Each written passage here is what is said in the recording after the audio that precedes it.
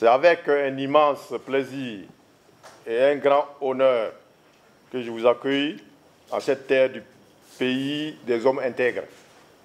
À l'occasion de la réunion des chefs d'état-major des armées de la Confédération des États du Sahel. Cette rencontre s'inscrit dans la continuité de nos engagements, de nos ambitions communes après Niamey le 7 mars 2024 et Bamako le 8 novembre 2024. Elle marque une étape décisive dans notre cheminement vers une défense commune, autonome et souveraine. Votre présence ici témoigne non seulement de votre engagement collectif, mais aussi de notre détermination commune à bâtir une architecture de défense solide, efficace et adaptée aux défis sécuritaires auxquels nos États sont confrontés. L'AES n'est pas seulement une alliance politique, elle est aussi une alliance de peuples, de culture, de volonté et surtout de destin liés. Monsieur le chef d'état-major des armées du Mali et du Niger, chers membres des délégations de l'AES,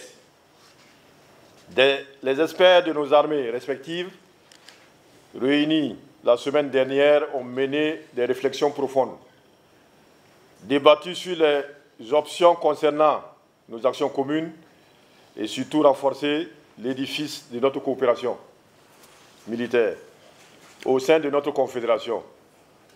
Dans un contexte marqué par une menace terroriste persistante, de groupes terroristes avec leur soutien extérieur, il nous appartient de construire ensemble une réponse coordonnée, souveraine et résolue.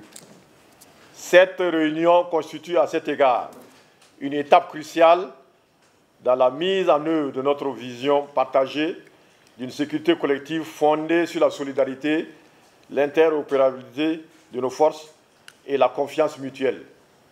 Tout à l'heure, nous discuterons ensemble de la validation de l'évaluation de l'OPLAN, du protocole additionnel, du pilier défense et sécurité et des modalités de la mise en place de la force de l'AES. Monsieur le chef d'état-major des armées du Mali et du Niger, chers experts militaires de l'AES, nous inscrivant dans la vision des chefs d'État de notre confédération, nous devons aller au-delà de nos mots pour poser les bases concrètes de notre coopération militaire, partage de renseignements, opérations conjointes, formation commune, équipements adaptés et stratégies unifiées. Nos peuples attendent des résultats. Ils ont soif de paix, de stabilité et de développement. Nous avons donc le devoir historique de répondre à cette aspiration légitime. Et la mise en place de cette force doit être la manifestation de notre refus catégorique de dépendre des solutions extérieures et de notre volonté farouche de prendre en main le destin de la sécurité de nos pays. Je tiens à exprimer ma profonde gratitude à mes homologues du Mali et du Niger pour leur engagement d'effectif. Je salue la qualité de nos échanges, le partenariat au quotidien et la grande fraternité d'armes qui nous lient. À nos vaillants soldats, à nos forces engagées sur tous les fronts, je rends un vibrant hommage. Leur courage, leur discipline et leur sens du sacrifice ont un espoir pour nos populations. Aux familles éprouvées, nous adressons nos pensées les plus solidaires. Leur douleur renforce notre détermination. Monsieur le chef d'état-major des armées du Mali et du Niger, chers experts militaires de l'AES, la Confédération des États du Sahel est en marche.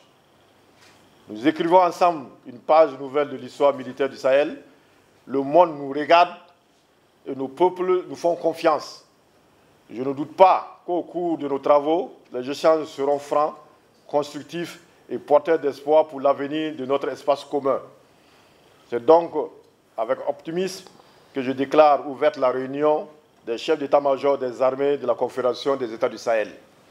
Vive la Confédération des États du Sahel, vive la coopération militaire entre nos armées pour la sécurité, la souveraineté et la dignité retrouvée de nos nations.